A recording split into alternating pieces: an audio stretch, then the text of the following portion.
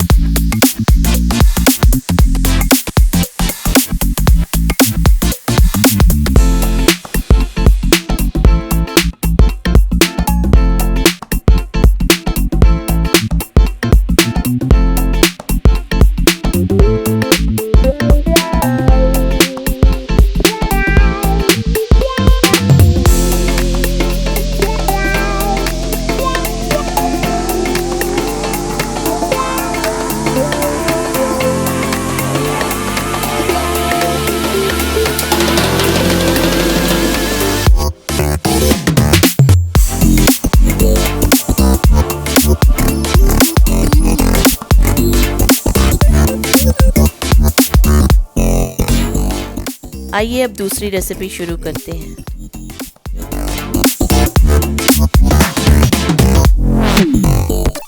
सबसे पहले आप चीनी, अंडों और दूध को अच्छी तरह मिक्स कर लें।